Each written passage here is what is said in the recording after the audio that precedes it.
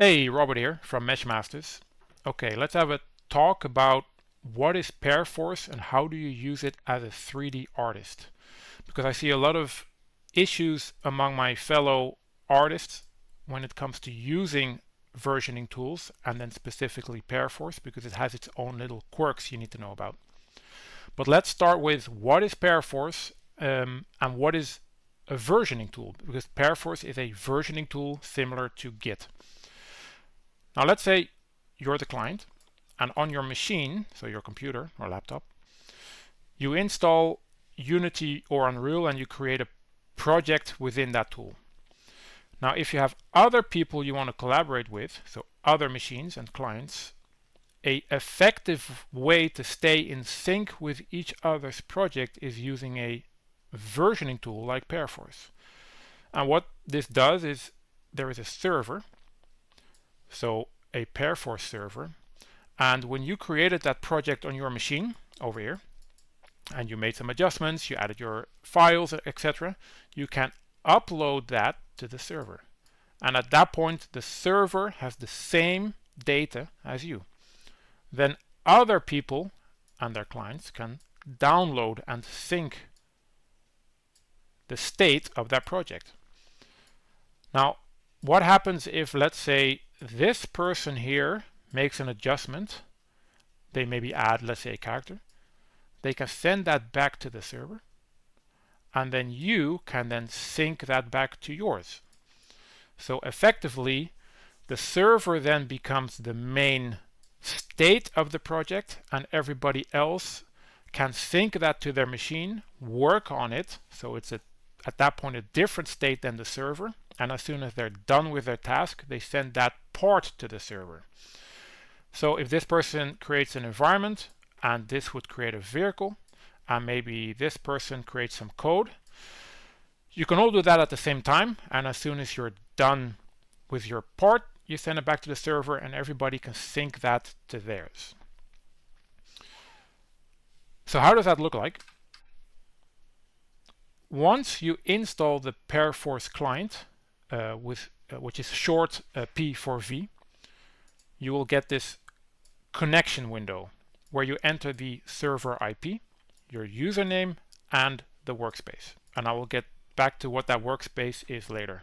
Once you hit OK, it will ask for the username and you enter that in, and you will be connected to the Perforce server on a remote machine somewhere else, set up by somebody else. Now this is the Perforce client and a lot is going on here, right? The main two elements we'll start out with is the depot view and the workspace view. The depot view is the view of the project and all its files on the server. So let's say you have 3 different projects.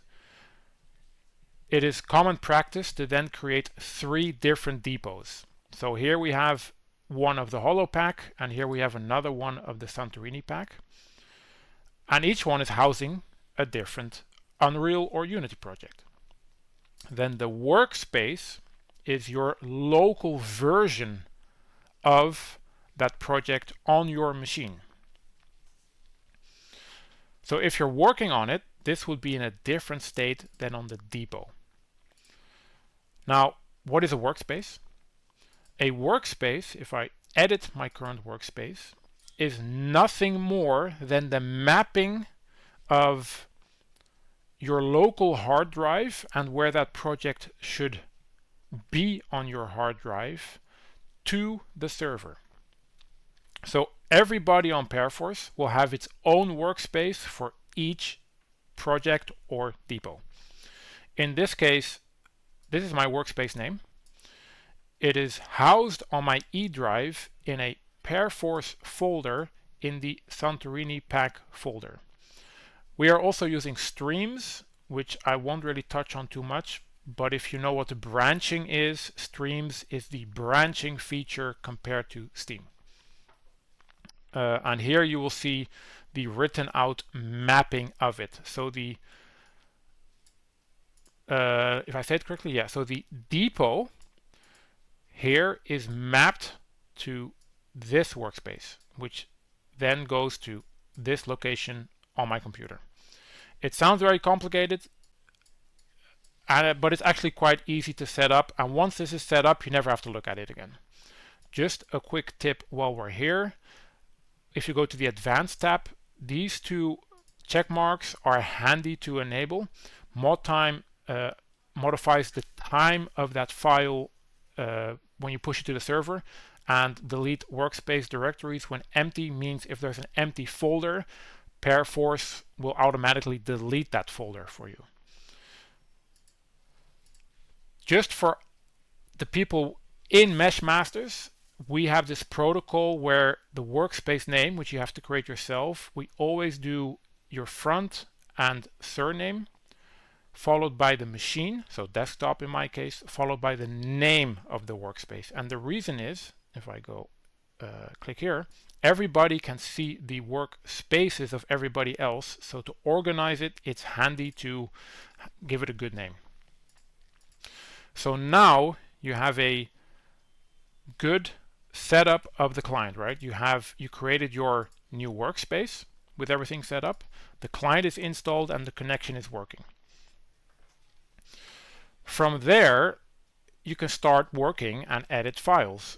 Now, one of the strong points about Perforce is that if I want to work on a file, it's going to be locked to me, and this is called checking out a file. So let's say we have over here, for example, we have a Unreal asset file, and it is currently free for everybody to edit.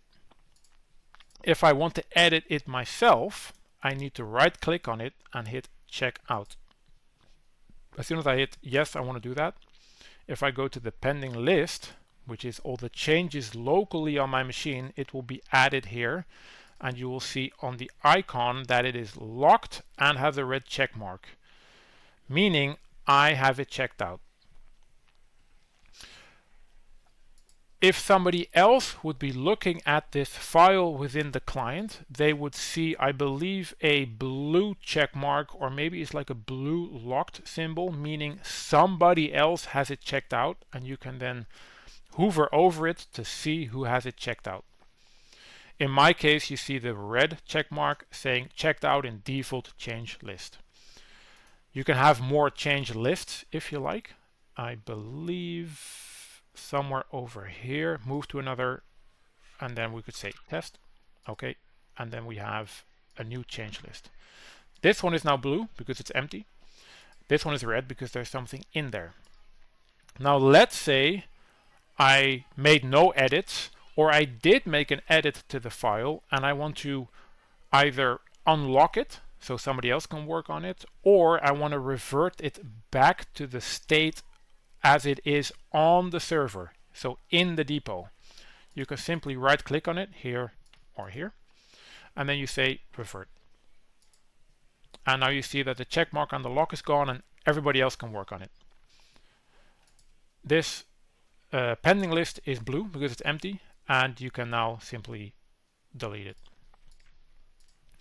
So this gives a lot of safety and control when working with a lot of people on the same project, because let's say I'm working on a scene and somebody else also wants to work on a scene or a part of it, that will most likely create a lot of issues because you can't merge scenes together in most cases. Like if I move an object in one scene and somebody else is also in that scene, you can't merge that and save that together. So this locking feature or checking out feature prevents that from happening. Now the downside is, if you want to work on something, you always need to do a checkout. And if you forget to do that and you try to edit the file, Windows will tell that it is a locked file in the sense of it is only a read-only file. So you cannot edit it. So this is a big step you need to do whenever you want to work on something. Now you could say I can just select the whole project at the top and I'm just gonna check out everything, which you can. Let's say I'll do that on the architecture folder. I can simply say check out, hit OK. Oh, need to get latest. So that meant I was not in sync with the server, so I cannot check out. And it asked me, do you first want to sync before you can check out? And I said yes. So it downloaded a couple of files, which you can see down here in the log. 3 files were updated and 121 files were added. So now I'm actually in sync with the server. And now the entire architecture folder, I have that checked out. I'm not going to make any edits, so I'm going to revert it. I could also say revert unchanged files. In this case, I made no edits, so all files I did not change will be reverted. Now, if you're working in a Unreal or Unity project, having to do all this checking out and everything manually is going to be a massive hassle, because when you're working in a project, you just want to do the work, right? Now there is a feature in both Unity and Unreal where you can sync or link or really connect to the server from within each engine.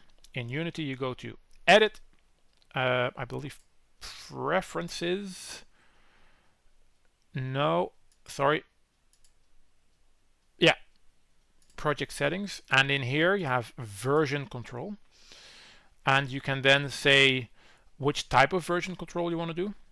We're going for Perforce, and here you enter the same data, your username, your password, which workspace, and the IP, and then over here you hit connect. The same for Unreal. At the bottom right, and I believe also probably in editor preferences, but at the bottom right there is a, yeah, you can still see it, connect to, it's over here, connect to revision control. You say which type you're going to use, so Perforce, and you set up the same information, IP, username, workspace, and in this case, if you entered the correct data, it might suggest workspaces you can do. As soon as you accept that in both engines, what will happen is, let me open up a project view here. As soon as I, for example, go to, what is a good example here? Props, chair. Do we have any? Here we go. I think we have, yeah, materials. Let's say this glass material, it is currently locked, as you can see here, right? It says under version control, check out this asset in order to make changes. So again, that check out functionality is here, right? That's the same as we did in the client, where we can say check out. We can now do that from within Unity. So we click on it, boom, checked out.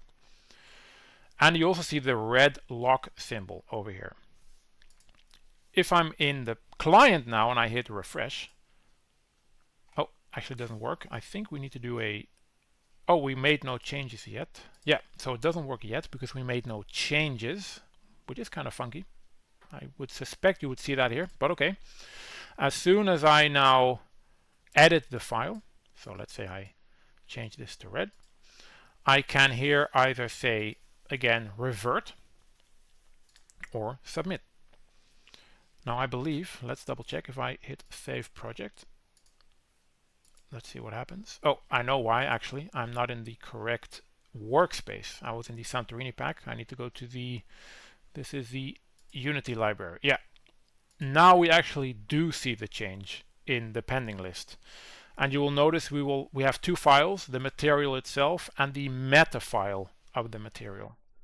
So you can do from both locations either submit it to the server, so sending it to the server, or revert it. In this case, I will revert it. This window pops up and I will say revert because I don't want this to be on the server. Same functionality in Unreal. Now, again, you can work fully from within Unity or Unreal, but I personally do obviously make the changes in the editor automatically, so hitting checkout, for example, but I always do my last check in the client before I send it. Note, by the way, that the files are still in here, but I suspect if I hit refresh, yeah, it's gone. But yeah, once you're making edits in the engine, it will populate in the client, and I will always send it from the client simply because I just have a better overview in the client and I can see what I'm doing better because you have a nice list and everything and you can see what you want to send or not. Again, in Unreal, it's the same thing. I'm not going to show it necessarily here, but the major difference in Unreal is that you don't have to do the checkout. As soon as you edit a thing, a file, it will automatically do the checkout. But otherwise, you can still send it from here, submit content, or do everything from here. You can also revert from here, go back to the editor. So you can work in both spaces at the same time.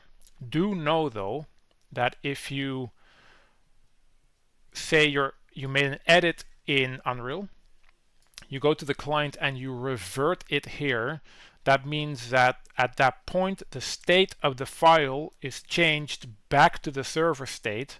So when you go back to Unreal or Unity, it does need to reload that asset because it's been adjusted outside of the editor. So yeah, that's the big overview of Perforce. So just to recap, you have a local copy of the project on the server. That local copy is called a workspace, which is mapped through your own unique workspace, and that mapping points towards a depot on the server. You can then make edits by first claiming or checking out the file, which you can do either in the client or in the editor if you hook up the editor. And from there you can either revert it or submit it. And just to recap, if I check this one out, you can either submit it from the UI in the engine, you can submit it by right-clicking the file, you can submit it by clicking the entire pending list, so you will send everything that's in it, and there's also a button at the top to submit. Same functionality with revert, you can do that pretty much from everywhere, and when you revert you go back to the server state. Now let's say somebody else made changes on the server. You right-click at the topmost folder, the root folder. You can also do it at a lower folder, but in general you want to update your state completely to the server state before you start working. You can right-click on it and hit Get Latest, Revision. You can also click at the top, Get Latest. And then at the bottom, at the log, you will see what has changed. So a couple of tips for doing this on a day-to-day basis. First of all, it is very good practice whenever you start your day to immediately get latest. And do that throughout the day, because this will just lower the chance of files getting out of sync, and how much Perforce is trying to prevent that happening, it can still happen here and there. So always make sure before you start the day or start a new task, or maybe after your break, get latest. It's the same with submitting. In general, don't submit stuff that's broken. For art, that's less of an issue, but when you're doing code, obviously don't send broken code, because maybe the entire project will break and nobody can work. But also from an art perspective, it is of course good practice to finish your prop or character or whatever you're doing fully, and only then send it to the server. When you do send it, so when I hit submit, you can add a description. So let's say you adjusted a bug in a character, or maybe you created a new character and uploaded it. You can say added new character. Character. Or fixed bug in vehicle. And then, describe what it is.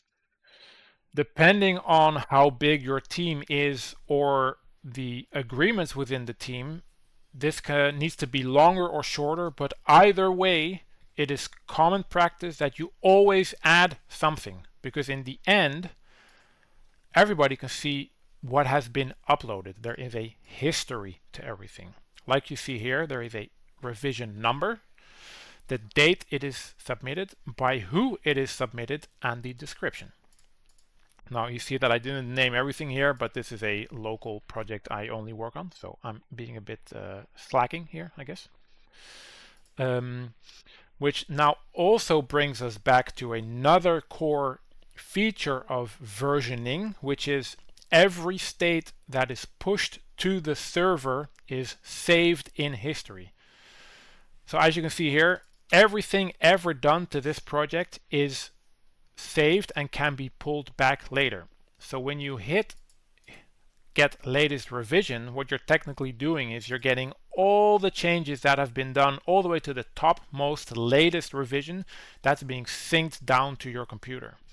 But you could say, oh, wait a minute, I want to go back in history and say go here, and I can say right click and get this revision. Or I can also right click here, and instead of get latest revision, I think it's the same. Yeah, it's the same window, but here it already says go to this revision number. So you can also just hit get latest revision, which is similar to pressing this feature. But I can also go here and then type in that specific number here, and then it will go back to the state of the depot or project of that number. Now this makes it very powerful because it means there is always a backup of everything. So even if you do submit something that is broken or incorrect, you can simply revert that and go a state back or several states back. So that's a very, very powerful tool. If you do want to do that, in general, how that works in Perforce is you can say, I want to go back to, well, let's go back like 2 steps, right? We go back to this, get revision. It automatically typed in the correct revision number, get revision. And now my Unity project is at that state.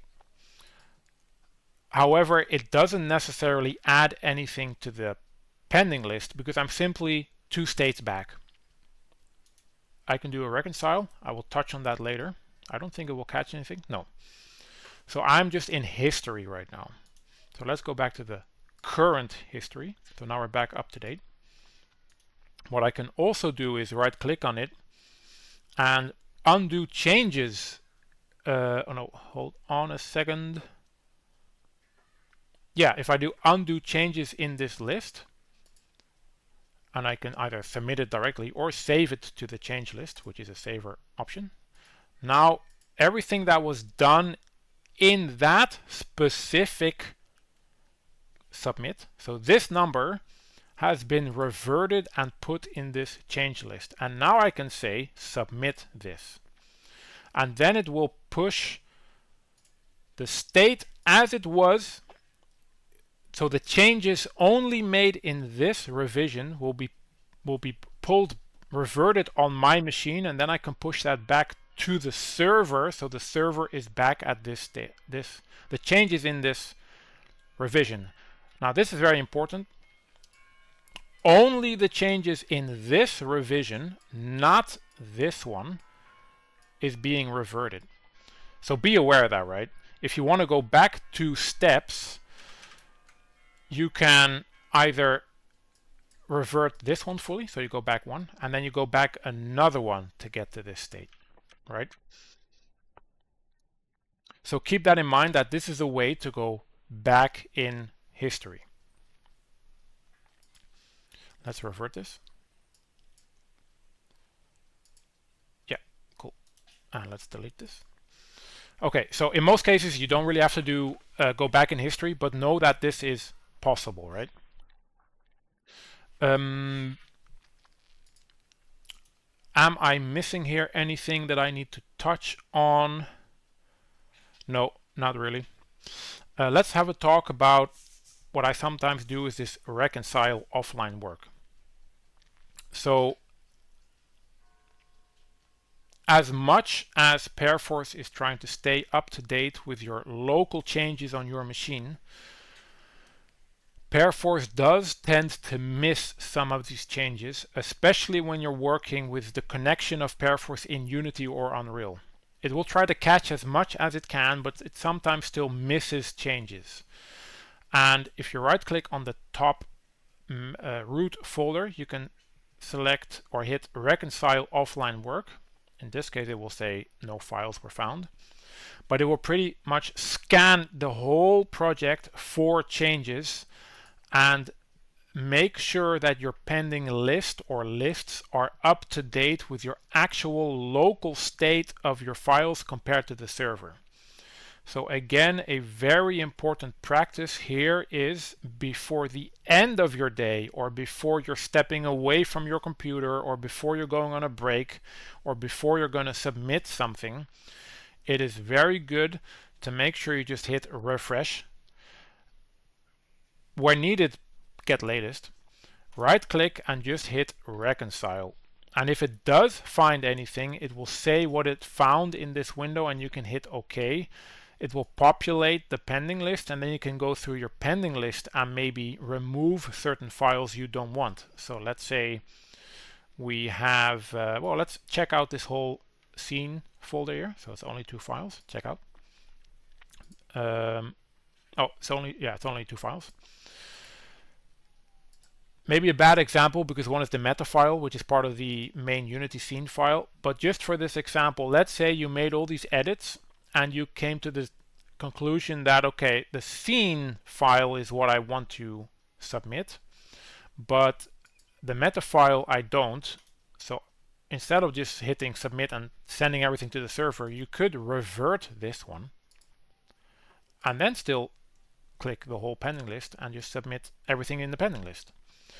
And the reason why it's good to check the pending list before you submit it is especially when you're working in the editor, especially even more so in Unreal, which just automatically checks out everything. It will probably have checked out a lot of files that you didn't even edit per se. You only looked at it or maybe did a small little test, and you don't want to send that to the server.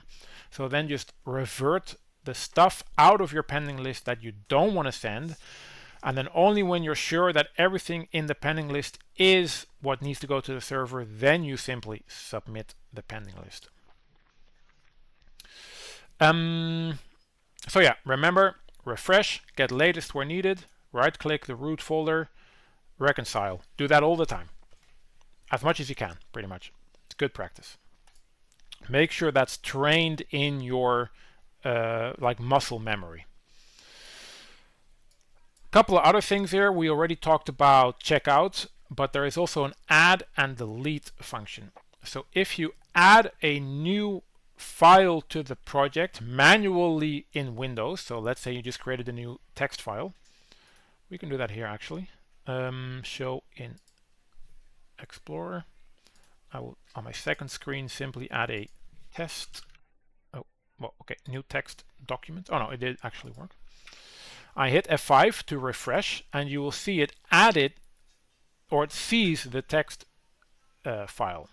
But as you look closely, it does not have that green little symbol indicating that it's synced with the server. And if let's revert the sample scene. Revert. It also does not show up on the pending list. Now there's a couple of methods I can do here to make sure Perforce actually sees it. I can click on it, hit add, and then it will add this to the pending list, and you'll see this plus signal saying it is a new file. It is not yet on the server, it's a new file. Let's revert. You could say delete files, but I'm just simply going to revert it. If I enable that check mark, it would have deleted the file from my hard drive. I can simply also add it here, mark for add. But now let's do that reconcile. Top folder, reconcile. And you see that it has found something. It has found local files not in the depot. So it's already automatically checked. I can hit reconcile, and now it's still added. It did that add function for me. And then I can simply submit to the server, added new test file. So let's just do that, submit.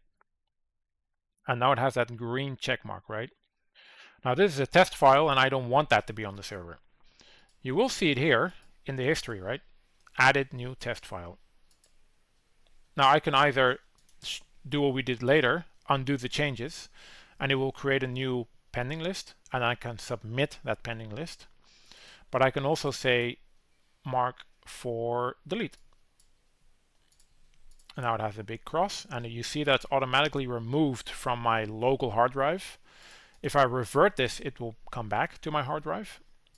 In this case, I'm going to say delete test file and submit to the server.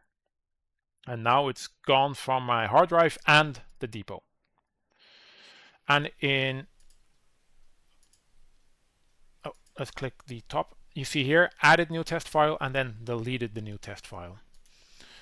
What we could do here is undo changes, save that to change list. So this is the undo action. So we're going to undo that delete, submit, and we'll submit that too. And let's see. Yeah, we had to get latest, and then it came back. So yeah, add and delete. We talked about revert. Cancel means if you're doing an operation that takes forever. So at the bottom right here, you will see if it is doing something with the server, like sending files or getting files. Cancel simply means stop that operation. Okay, so the last major feature we need to talk about is streams. And there's a streams tab here. And in Git, this is called branching. Now the idea is that you have the major top level depot, and below it you have sub depots. Now if we right click on this one and we hit show in stream graph, you get a better understanding what's happening. So this is the main branch. We call it in this case HDRP. Below it is HDRP art, and this for us is where the artists work at. We could have another one over here, which could be dev, for example, and that would also be hooked up here. And then whenever there's a major milestone in art, we can push that to the main, and it's the same in dev. If there's a major milestone, we can push it here. So then this would be the master copy, and then from here we create release depots. One you see here, one is version 1.0 and another is 1.1. And this functionality is another safety layer where artists can do whatever they want without breaking anything in the project. And as soon as it's good enough, or at like a milestone, everything works, we push it up. And devs can also work without having to struggle with whatever artists are doing. So you have these little pockets of islands that come together here. And then once we're at, let's say, a release state, we save that state to a depot. So that's forever saved. Or in this case, once we had version 1.1, we make another save. So we always have a log of the project of that release in history. Now, how do you use that as a client or artist? You do need to make some changes to your workspace. So let's take the Santorini workspace as an example. Connection, edit current workspace. And again, you have your workspace name and where it is saved on your computer. But then if you're using streams, which is a depot type, so your admin either creates a non-streamed depot, so a regular depot, or a stream depot. And if it is using streams, you simply need to type in or browse which stream you want to work in this case, the art stream of this Santorini pack series. So the main depot is this one, and then we're working in the art stream. And then you simply hit OK and everything is the same. Now let's say you have multiple streams and you want to switch between them. You can either simply just create more workspaces for each stream. So you delete everything here and you add the one you want. But you can also simply just hit browse or select something else, hit OK, or select it, hit OK, and then Perforce will ask, do you want to sync to that other stream? And then you hit yes, and you'll get the state of the other stream. So that's an easy way to switch between them. Cool. I think that's really it about Perforce. Again, the most important steps here is whenever you're coming back to your computer, refresh, get latest. Check out your pending lists. Is there anything in your pending lists? If yes, resolve it somehow. Send it to the server or revert it. When you're stepping away from your computer, again, refresh, reconcile, see if there's anything in your pending list, and make sure the pending list is empty. And why? Because whatever is in your pending list is checked out and nobody else can work on it. So if you're just ending your day, you think you saved the project, which is good, right?